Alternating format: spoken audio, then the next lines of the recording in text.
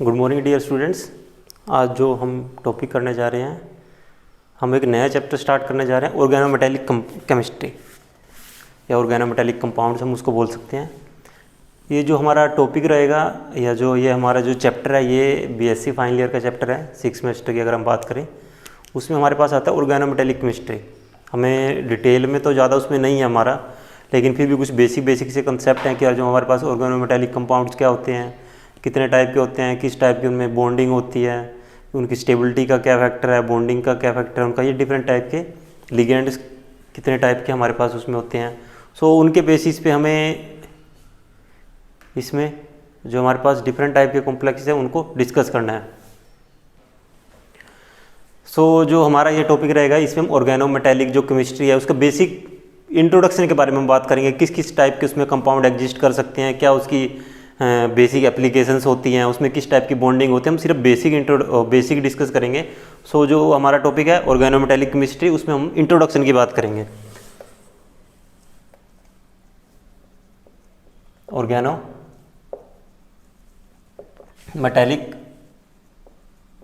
Chemistry. सो जैसे name से भी सजेस्ट हो रहा है, ऑर्गेनो प्लस मेटेलिक मीन्स यहाँ पे क्या है कि हमारे पास ऑर्गेनिक मॉलिक्यूल होगा,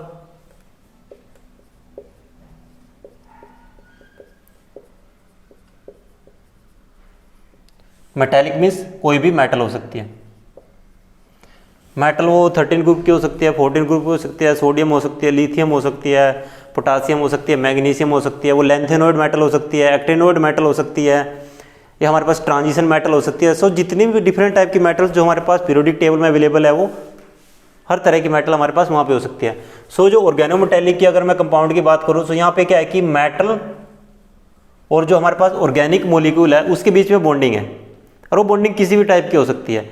आयनिक हो सकता है, कोवलेंट हो सकता है, इलेक्ट्रॉन डेफिशिएंट बॉन्डिंग हो सकती है वहाँ पे, या वहाँ पे sigma two sigma star bonding हो सकती है, पाई टू पाई स्टार हो सकती है। मीन्स डिफरेंट टाइप की बॉन्डिंग जो भी हमारे पास अवेलेबल है वहाँ पे किसी भी टाइप की बॉन्डिंग हो सकती है। सो अगर मैं ऑर्गेनोमेटेलिक केमिस्ट्री की बेसिक की बात करूँ, तो यहाँ पे क्या है कि मेटल और कार्बन के बीच में बॉन्ड फॉर्मेशन है। जल्दी कार्बन, जो हमारे पास कार्बन क्या है यहाँ पे ऑर्गेनिक मॉलिक्यूल है, ये क्या हो सकता है, ऑर्गेनिक मॉलिक्यूल में हमारे पास क्या आते हैं, जैसे अल्काइल हो सकता है, एल्कीन हो सकता है, एल्काइन हो सकता है, एरोमेटिक हो सकता है, हेट्रोसाइक्लिक हो सकता है,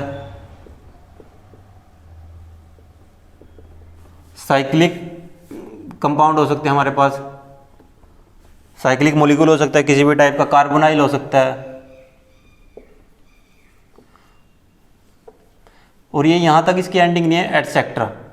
बहुत टाइप के मॉलिक्यूल्स यहाँ पे अवेलेबल हो सकते हैं कि जो कार्बन है हमारे पास वो alkyl, alkyne, alkyne, aromatic, heterocyclic, cyclic हो सकता है, साइक्लोब्यूटाडाइन हो गया, साइक्लोपेंटाडाइन हो गया, साइक्लोहेक्जीन हमारे पास हो गया, साइक्लोहेप्टेट्राइन हो गया, साइक्लोऑक्टेट्राइन हो गया, कार्बोनाइल हो सकता है, एस्टर हो सकता है,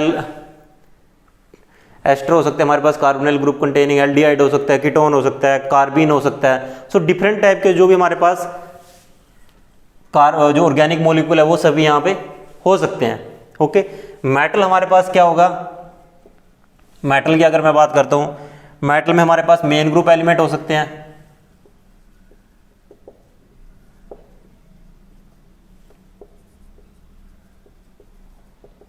मेन ग्रुप एलिमेंट के साथ साथ ट्रांजिशन मेटल हो सकती है,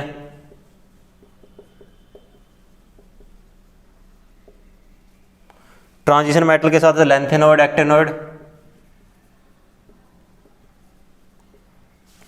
और एक्टिनॉइड।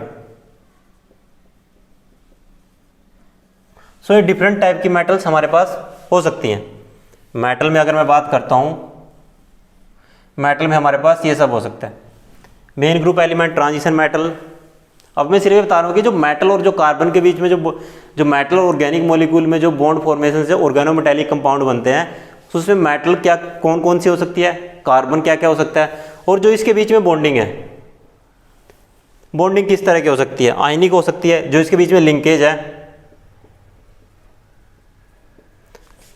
लिंकेज कैसी हो सकती है, may be ionic, covalent. Covalent में क्या क्या हो सकता है, सिग्मा और पाई स्टार। सिग्मा पाई और पाई स्टार लिखने का जो मेरा यहाँ पे मेन मोटिव है वो क्या है कि सिग्मा ऑर्बिटल इन्वॉल्व हो सकती है बॉन्डिंग में, पाई हो सकती है या पाई स्टार हो सकती है। मीन्स पाई हो सकती है, पाई स्टार मीन्स वहाँ पे वो नो क्या कहते हैं एंटी बॉन्डिंग ऑर्बिटल उसकी हो सकती है। और जो बॉन्ड फॉर्मेशन हो रही है वो लोकलाइज हो सकता है।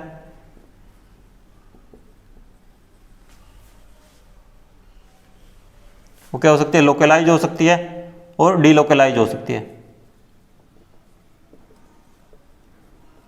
सो ये तो हो गया कि हमारे पास जो मेटल है और जो कार्बन है वो किस किस तरह का हो सकता है, कि जो मेटल और जो कार्बन की हम बात कर रहे हैं वो हमारे पास किस किस तरह का मॉलिक्यूल अवेलेबल हो सकता है। ओके, अब अगर मैं ऑर्गेनोमेटेलिक कंपाउंड की या ऑर्गेनोमेटेलिक केमिस्ट्री, जो हमारे पास ऑर्गेनोमेटेलिक कंपाउंड्स होते हैं उसकी डेफिनेशन की बात करता हूँ, तो उसकी डेफिनेशन क्या है कि organometallic compound are defined as substances, organometallic compound are defined as substances containing direct metal to carbon bond. कि ऑर्गेनोमेटेलिक जो भी हमारे पास कंपाउंड होगा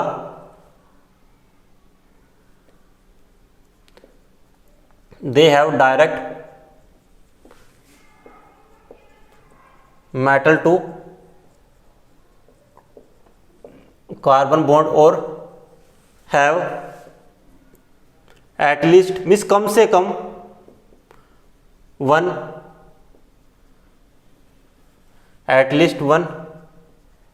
मेटल कार्बन बॉन्ड। कि हम उसी कंपाउंड को ऑर्गेनोमेटेलिक कंपाउंड की कैटेगरी में डिस्कस करेंगे जिसमें एटलीस्ट एक मेटल और कार्बन के बीच में एक डायरेक्ट बॉन्ड होना चाहिए। Have at least one direct bond between metal and carbon.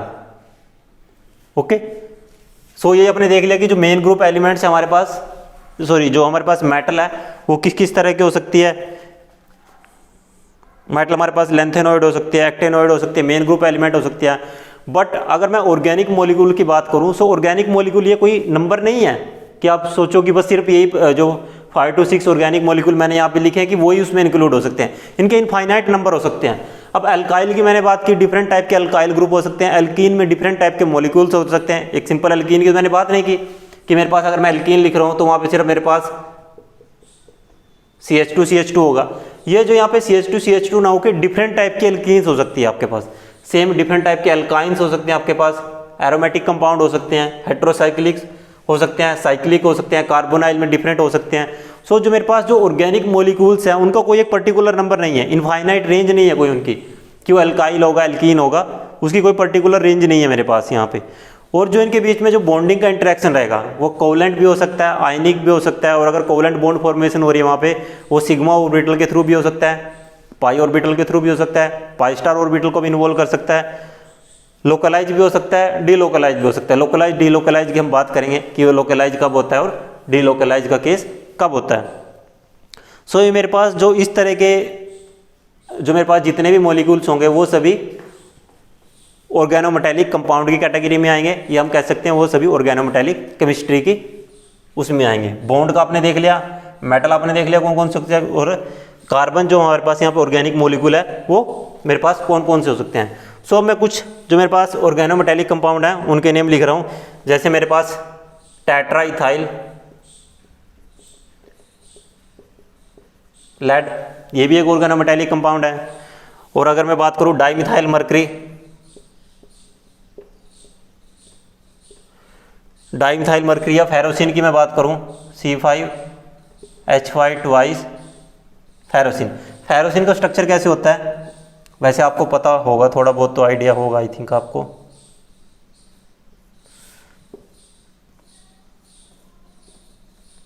Ferrocene में क्या होता है कि मेरे पास जो C5H5 है दिस वन इज द साइक्लोपेंटाडाइइनाइल।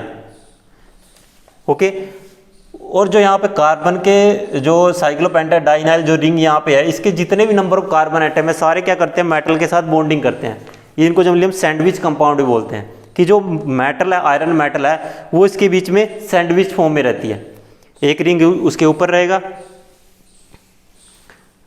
इस तरह से होती है। जैसे ये तो मेरे पास एक साइक्लोपेंटाडाइनाइल रिंग ये हो गया, और एक ये मेरा जो दोनों एंड है वो इस तरह से हो गए, और बीच में मेटल कहीं पे होगी यहाँ पे, मीन्स ये इस तरह से। अगर आपको दिख रहा है कि जो यहाँ पे आयरन मेटल है वो इन दोनों हाथों के बीच में कहीं पे भी है, ठीक है। इसको हम बोलते हैं फेरोसिन। अगर मैं इसका जनरल नेम की बात करूँ, फेरोसिन इसका जनरल नेम होता है। और इसको हम जो रिप्रेजेंट करते हैं, हम इसको इस तरह से रिप्रेजेंट करते हैं, इस तरह से हम इसको रिप्रेजेंट करते हैं। उसका रिप्रेजेंट करने का मतलब क्या है कि जो साइक्लोपेंटाडाइनाइल आयन यहाँ पे है कि जो इसके पास पाई इलेक्ट्रॉन है वो सभी कार्बन एटम पे रिवॉल्व कर रहे हैं, सॉरी, वो सभी कार्बन एटम पे रिवॉल्व कर रहे हैं, और वो सभी इलेक्ट्रॉन मेटल के साथ बॉन्डिंग में इन्वॉल्व हैं। वो सभी जो इलेक्ट्रॉन्स हैं वो मेटल के साथ बॉन्डिंग में इन्वॉल्व हैं। उनको हम बोलते हैं डीलोकलाइज बॉन्डिंग। जो मैंने लिंकेज की बात की थी वो डीलोकलाइज होती है, क्योंकि जो इलेक्ट्रॉन है वो सभी डीलोकलाइज्ड है, और जो मेटल के साथ वो क्या कर रहे हैं, यहाँ पे बॉन्डिंग कर रहे हैं, सो उसको हम बोलते हैं डीलोकलाइज्ड। ओके, फेरोसिन हो गया। इसमें अगर यहाँ पे ओस्मियम आता है तो ओस्मेनोसिन, ओके, क्रोमियम आता है तो क्रोमोसिन। सो में जो भी हमारे पास मेटल होगी हमें उसके साथ सीन यूज कर देना। फेरोसिन हो गया, ओस्मेनोसिन हो गया, निकेलोसिन हो जाएगा। तो डिफरेंट टाइप के हमारे पास यहाँ पे मेटल हो सकते हैं। और अगर मैं बात करूँ, हमारे पास इसमें हो सकते हैं कि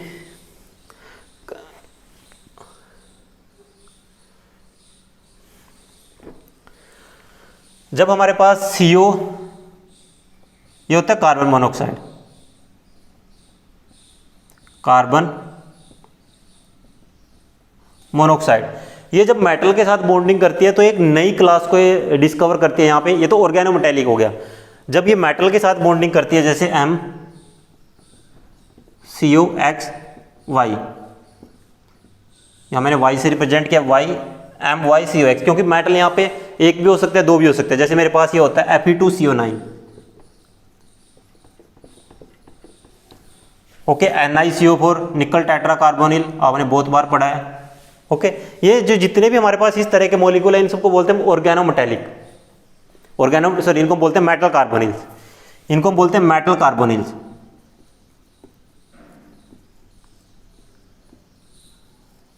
मेटल कार्बोनिक एक अलग से इनऑर्गेनिक केमिस्ट्री में एक अलग से केमिस्ट्री है। जो मैंने यहाँ पर कार्बोनिल लिखा था उसमें हम बात कर रहे थे CO की। CO is the carbon monoxide. इसका एक्चुअल में स्ट्रक्चर ये होता है,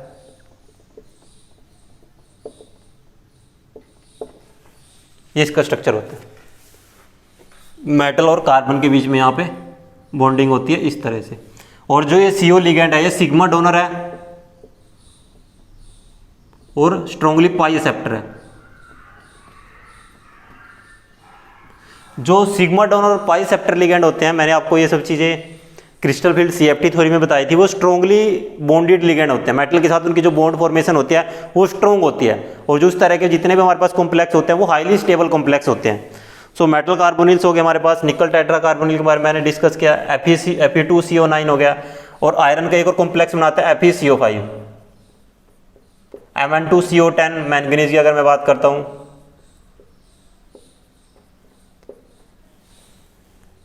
CO4 CO12,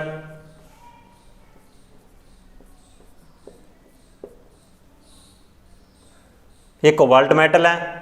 और जो यहाँ पे मैं CO लिख रहा हूँ, एक चीज़ आपको ध्यान रखना है कि जब आप कार्बोनिल CO को दिखा रहे हो, सो जो कार्बन और जो ऑक्सीजन आपको दोनों के साइज को सेम रखना है, ऑलमोस्ट सेम होना चाहिए। क्योंकि अगर आप ऑक्सीजन को छोटा कर देते हो तो जो उसकी रिप्रेजेंटेशन है वो गलत हो जाती है, क्योंकि वो तब वो कार्बोनिल ना होकर कोबाल्ट को रिप्रेजेंट करता है। बिकॉज कोबाल्ट के लिए हम यूज करते हैं CO, हम ये यूज करते हैं, बट कार्बोनिल के लिए आपको क्या यूज करना है, CO। इस तरह से दोनों का जो साइज है वो एक दूसरे के म्यूचुअल में वो सेम रहना चाहिए। ओके, ये हो गया हमारे पास कार्बोनिल कंटेनिंग कंपाउंड हो गया हमारे पास। और दूसरे लिगेंड भी होते हैं हमारे पास, जैसे CS2 हो गया। ये तो तक हमारे पास कार्बोनिल, ऐसे हमारे पास कार्बोनिल के साथ हमारे पास थायोकार्बोनिल्स होते हैं, CS, नाइट्रोसिल्स होते हैं हमारे पास, CS2 कार्बन डाइसल्फाइड होता है, कार्बोनिल हमारे पास नाइट्रोसिल होते हैं, और CN नेगेटिव। सो ये डिफरेंट टाइप के लिगेंड्स हैं जो मेटल के साथ कॉम्प्लेक्स फॉर्मेशन करते हैं। और ये जितने भी हमारे पास कॉम्प्लेक्स होते हैं सभी आते हैं मेटल कार्बोनिल्स में, मेटल कार्बोनिल्स में हम इंक्लूड करते हैं। लेकिन ऑर्गेनोमेटेलिक कंपाउंड के लिए आपको एक चीज़ ध्यान रखना है कि डायरेक्ट मेटल और कार्बन के बीच में एक बॉन्ड होना कंपलसरी है। अगर वहाँ पे मेटल और कार्बन के बीच में बॉन्ड फॉर्मेशन नहीं है तो हम उसको ऑर्गेनोमेटेलिक केमिस्ट्री की जो हमारे पास क्लास है या जो एक कैटेगरी की मैं बात करूँ, हम उसको उसमें इंक्लूड नहीं करेंगे। ओके, हमारे पास और जैसे कुछ कंपाउंड है, जैसे हम कहीं पर अगर सिलिकॉन यूज कर रहे हैं, सिलिकॉन मेटल यूज कर रहे हैं तो हम उनको ऑर्गेनो सिलिकॉन बोल देते हैं। बोरेन अगर कहीं पे यूज कर रहे हैं उनको हम ऑर्गेनो बोरेन बोलते हैं। अगर ऑर्गेनो आर्सेनिक कहीं पे यूज कर रहे हैं तो हम उसको ऑर्गेनो आर्सेनिक बोलते हैं। जैसे मैं अब हम कुछ कंपाउंड्स के बारे में डिस्कस करेंगे, आई होप ये आपको समझ में आ गया होगा।